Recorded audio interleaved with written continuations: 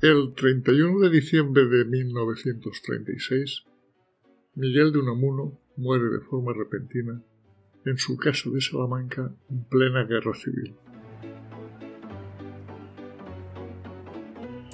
Luis García Jambrina y Manuel Menchón investigan en su libro La doble muerte de Unamuno este hecho, intentando ir más allá de lo que hasta la fecha se había llegado en cuanto a la investigación de ese enigma y de todas las circunstancias que rodearon su muerte. Unamuno era el escritor intelectual más importante de su tiempo y el más conocido y respetado fuera de España, por lo que su adscripción a una determinada ideología era una baza muy importante. Pero él nunca se dejó clasificar ni etiquetar. Siempre fue un solitario, libre e independiente. Los falangistas tenían un especial empeño en que él los apadrinara, pero Unamuno no estaba ni con los unos ni con los otros, como él escribía. Tras el incidente en el Paraninfo de la universidad el 12 de octubre, con Millán Astray, persona que para Unamuno representaba por diversas razones todo lo que él más despreciaba y que por general no se molestaba en ocultarlo, Unamuno se convirtió en un problema para los sublevados y sufrió dos muertes. Una cuando lo recluyeron en su vivienda e intentaron silenciarle, y otra cuando su espíritu libre voló y dejó este mundo material. A caballo entre la crónica y la reflexión, la indagación histórica y bibliográfica y la recreación literaria, La doble muerte de Unamuno es una apasionante pesquisa en torno a las oscuras y sospechosas circunstancias que rodearon estos últimos meses de la vida del intelectual vasco. Un libro que nos puede servir para ver las incongruencias de los políticos actuales. Oigamos ahora el prólogo de La doble muerte de Unamuno. Ni con los unos ni con los otros.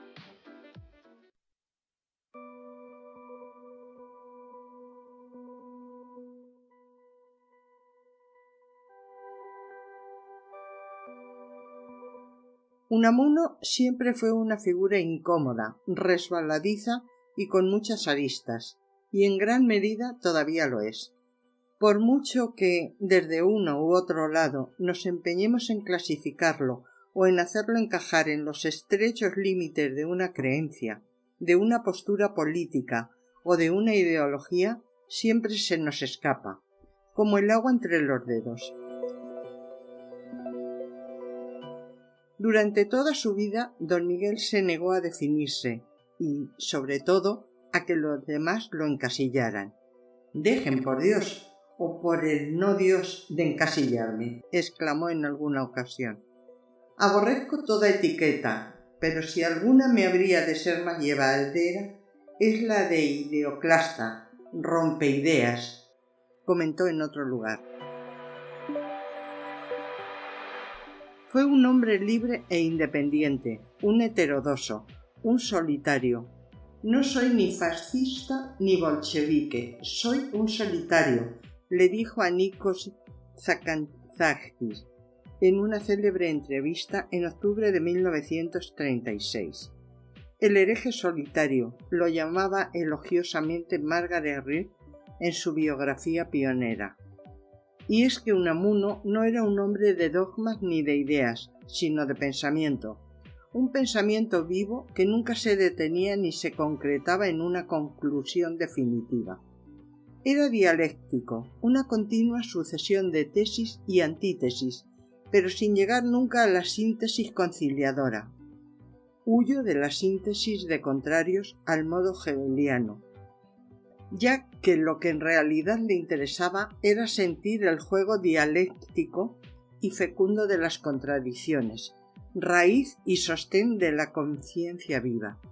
De modo que todo lo discutía, todo lo contradecía, todo lo cuestionaba, todo lo problematizaba, también a sí mismo, sobre todo a sí mismo. En don Miguel Además, convivían y se sucedían muchos yoes, muchas personalidades, muchos unamunos discordantes entre sí. Por eso era aparentemente tan contradictorio.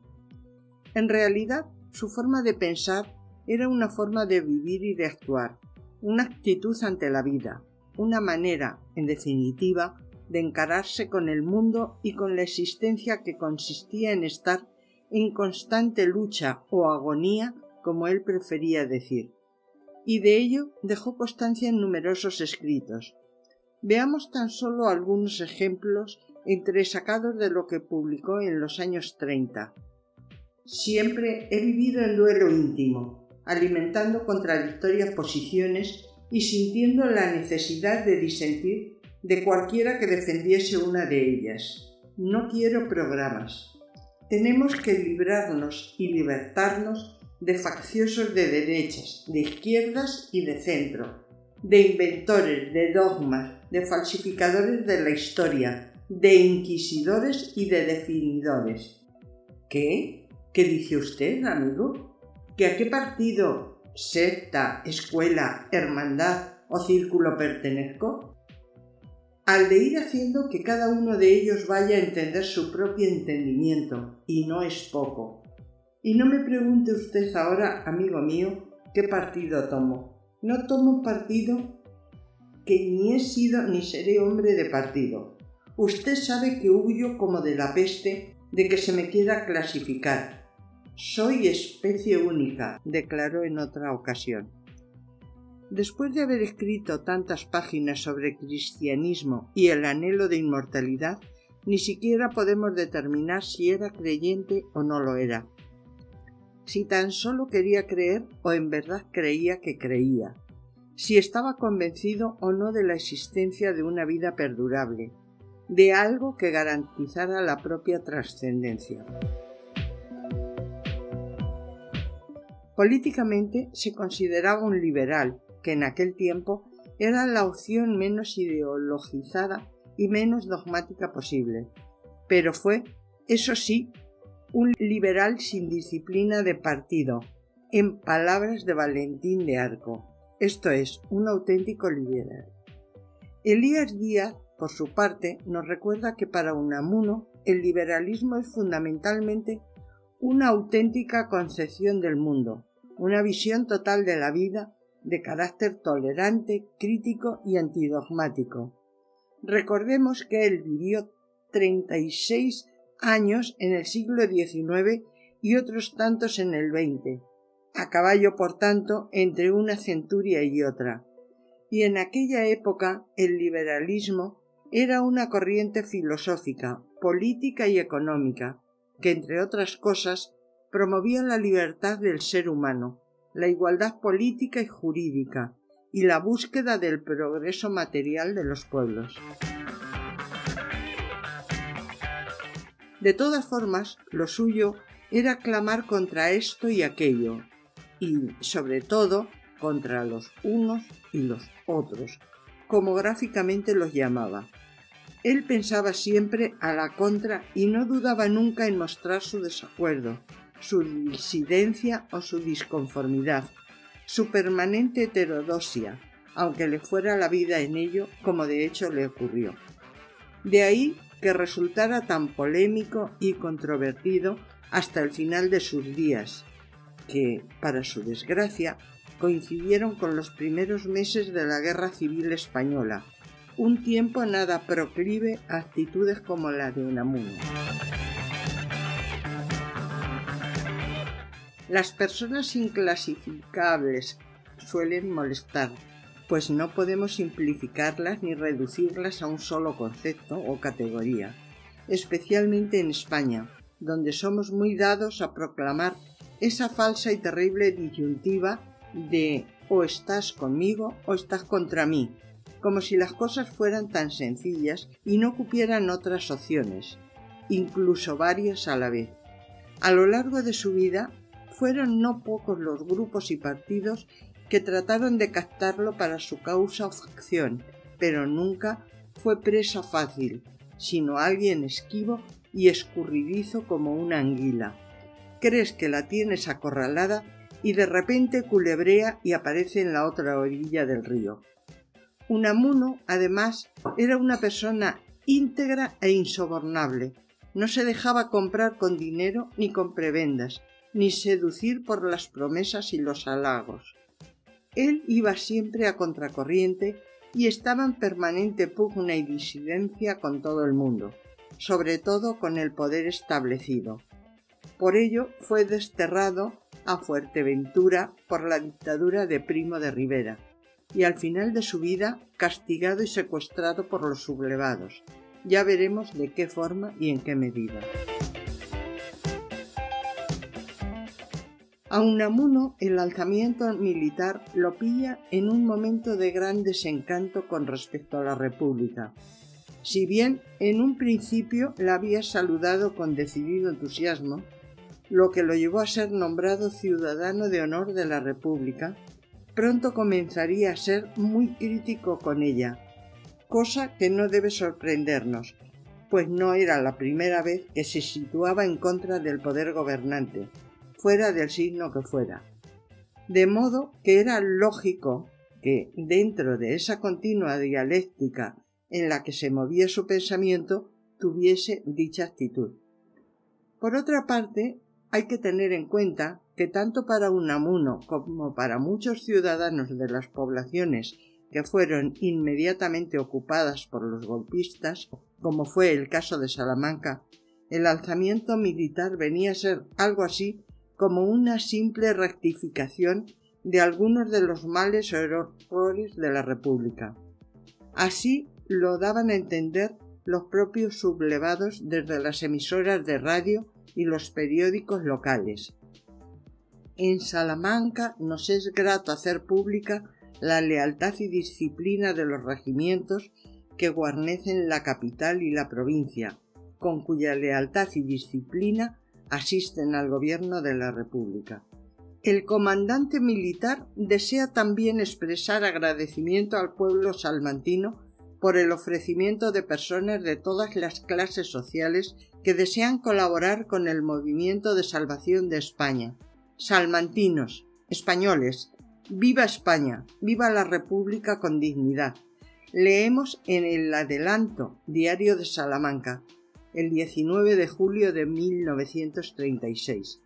El movimiento es netamente republicano, de lealtad absoluta y decidida al régimen republicano, declara el general Queipo de Llano en el ABC de Sevilla, el de la llamada Zona Nacional, el 26 de julio.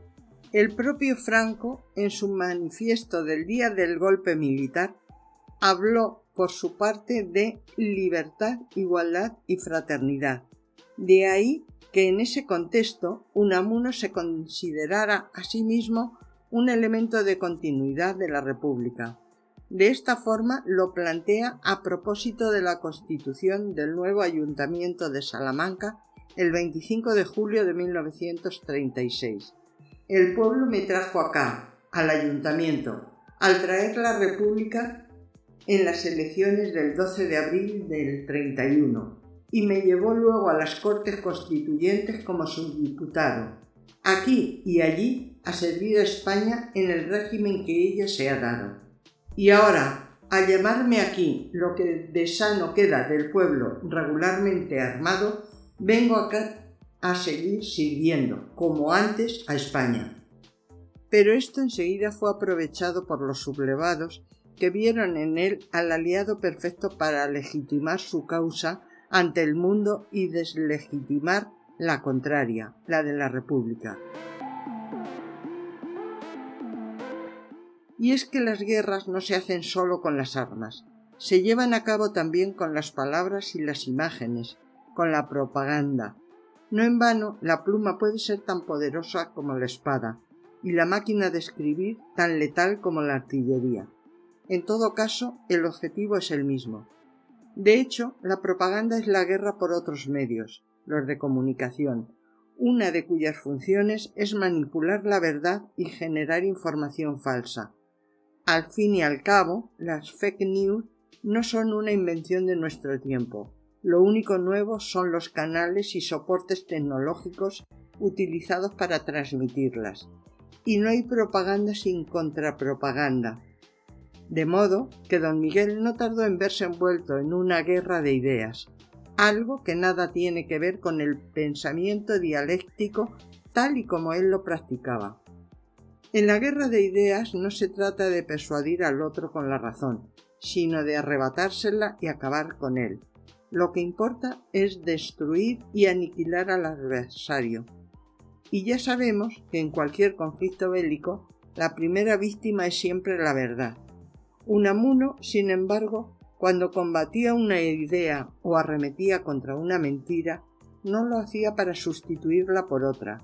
Él quería convencer, no vencer. Buscaba la verdad, no derrotar al contrario. Al comienzo del alzamiento, los militares golpistas necesitaban legitimarse con un discurso o relato que fuera convincente y justificara la sublevación frente a la legalidad democrática de la Segunda República. Y de pronto apareció el escritor más prestigioso e influyente de España, el intelectual por antonomasia y el menos sospechoso de ser fascista, diciendo que ellos representaban la salvación de la civilización cristiana occidental. Esa era la consigna que, sin saberlo, andaban buscando y que Franco, que era muy astuto, fue el primero en ver y en utilizar propagandísticamente hasta el punto de que no paraba de repetirla. El lema le venía como anillo al dedo y encima su autor vivía en Salamanca, en zona ocupada, donde pronto instalaría su cuartel general y la oficina de prensa y propaganda. Lo uno va siempre con lo otro, como el lobo y su sombra, ya que sus responsables concebían la labor periodística como complementaria a la de las armas y por tanto subordinada al mundo político-militar. Y para ello contaban con buenos maestros y referentes, nada menos que el fascismo de Mussolini y la Alemania nazi. Tanto es así que hasta la consigna «una patria, un Estado, un caudillo», acuñada y difundida por José Millán Astray, estaba copiada del Heil Volk, Heil Reich, Heil Führer, de modo que no es extraño que por Salamanca camparan a sus anchas en aquel momento los fascistas italianos y los militares nazis con sus vistosos uniformes y su aire bizarro y marcial. Nunca hasta entonces la ciudad universitaria había sido tan castrense y cosmopolita, lo que de algún modo sitúa a nuestro escritor, sin pretenderlo, en el epicentro de la guerra en esos primeros meses que fueron tan decisivos para lo que vino después. Pero, ¿de verdad pensaban los sublevados que Unamuno podía ser un adepto a un auténtico aliado? No lo creemos. Sin embargo, eso poco importaba, mientras pudieran rentabilizarlo para su beneficio. ¿Admiraban los falangistas a don Miguel? Es posible que así fuera en el caso de José Antonio Primo de Rivera, que en alguna ocasión llegó a confesar lo mucho que había tomado de su obra. Y no fue el único. Algunos otros fascistas españoles y hasta italianos también lo leyeron y lo citaron, y en algunos casos proclamaron su influencia, lo que ha llevado a ciertos investigadores a considerar a Unamuno una especie de prefascista. Aunque son casos muy diferentes, recordemos que también ha habido estudiosos empeñados en ver a Nietzsche a un precursor del nazismo.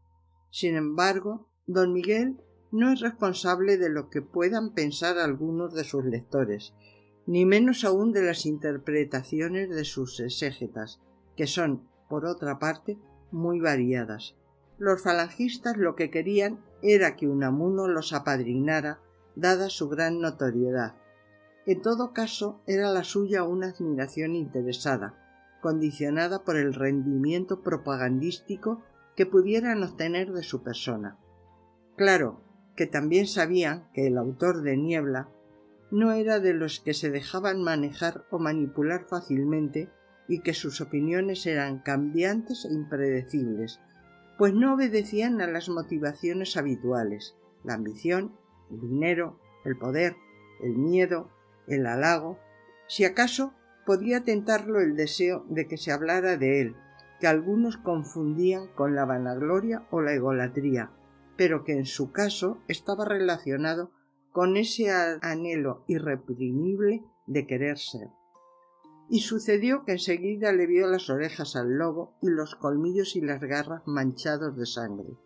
Esto hizo que se diera cuenta del inmenso error que había cometido al apoyar el movimiento y echar a marcha atrás, para de inmediato situarse en contra, como hacía siempre. Es verdad que siguió confiando en las buenas intenciones de Franco hasta casi el final, pero ya hemos dicho que éste era muy astuto, lo que le permitía presentarse con piel de cordero cuando en realidad era el macho dominante de la jauría. El momento crítico en todo este proceso fue el famoso incidente del 12 de octubre en el Paraninfo de la Universidad de Salamanca, ese que muchos han magnificado y sublimado hasta convertirlo en un mito y otros han pretendido minimizar y desdeñar hasta casi negar su existencia. Fue un acto brutalmente banal, llega a sostener Severiano Delgado en su libro Arqueología de un mito, publicado en 2019, sin querer darse cuenta de su verdadero alcance y significado. Y es que el discurso de Unamuno no fue tan solo un gesto simbólico, sino también un acto heroico por lo que dijo, por cómo lo dijo y sobre todo por las circunstancias. Recordemos que él estaba presidiendo el evento en representación de Franco, que en ese momento andaba ocupado en hacer la guerra, así que nadie se esperaría que don Miguel fuera a salirse de ese modo por la tangente. Se podrá discutir sobre la literalidad de sus palabras y otras particularidades, pero lo cierto es que el mero elogio que Unamuno hizo de José Rizal, considerado por él un héroe y un mártir de la independencia de Filipinas, fue para los militares sublevados y especialmente para Millán Astray un acto de traición y como tal tuvo fatales consecuencias para Unamuno. No olvidemos que la traición, y más en tiempos de guerra, estaba castigada con la pena capital. A partir de ese instante, Unamuno dejó de ser un aliado forzoso para convertirse en un apestado y, sobre todo, en un peligro potencial, dada su gran relevancia como escritor e intelectual. Por eso quisieron arrebatarle como fuera la palabra, silenciarlo, hacerle el vacío, condenarlo al ostracismo confinándolo en su propia casa. Pero Unamuno no podía permanecer callado por mucho tiempo, eso nunca, y menos cuando lo obligaban a ello y tenía tanto que decir. Si no hablaba, explotaba como una olla exprés cargada de metralla dialéctica. Para él, el hecho de no poder hablar o escribir públicamente, la privación de la palabra, el silencio obligado, era mucho peor que la muerte, o si se prefiere, era la auténtica muerte. Algo así como vivir sumido en la nada, en la niebla y la inexistencia más absoluta.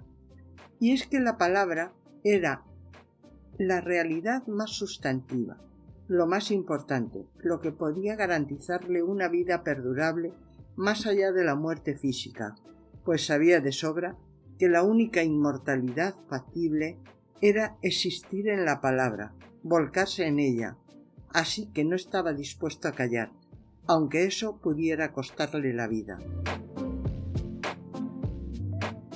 No obstante, todavía hay historiadores empeñados en sostener que Unamuno mantuvo una adhesión al movimiento hasta el final de su existencia, utilizando como argumento o prueba algunas de las entrevistas concedidas a periodistas extranjeros después del 12 de octubre, sin tomar en consideración que varias de ellas fueron sometidas a la censura o contienen pasajes adulterados por la intención de eludirla.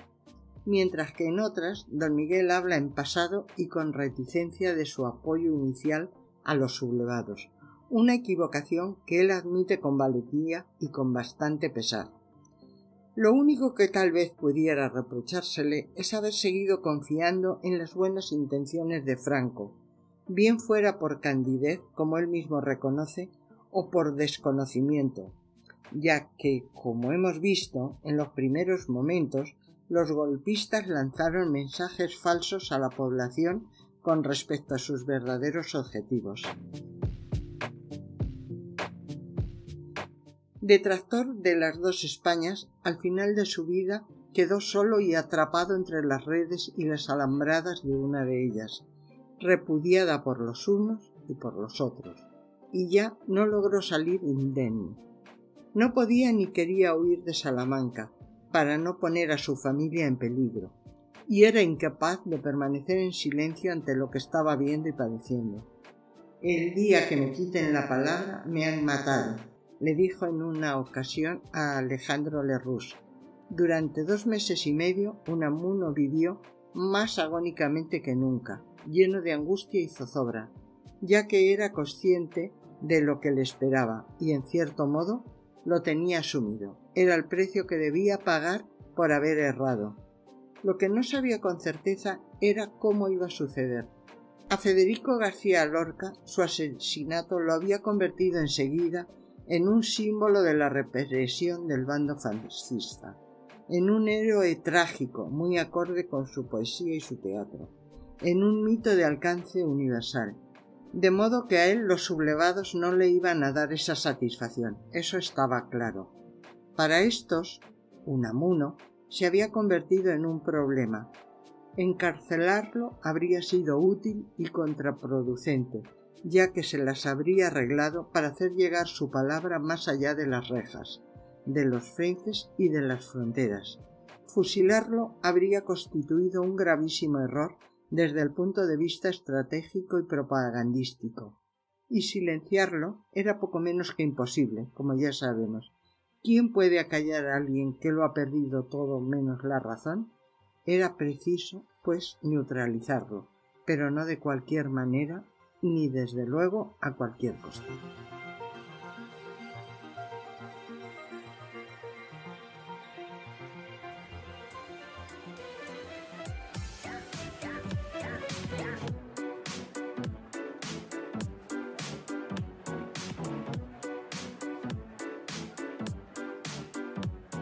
Si estás interesado en otras publicaciones, nos puedes seguir en YouTube, en el canal Desde mi Retiro, y en iVoox, Spotify y Google Podcast, en el canal El Rincón de los Libros. Este proyecto radiofónico, creado desde mi retiro en la España profunda, es una realización, para bien o para mal, de José Luis García, ciudadano del mundo.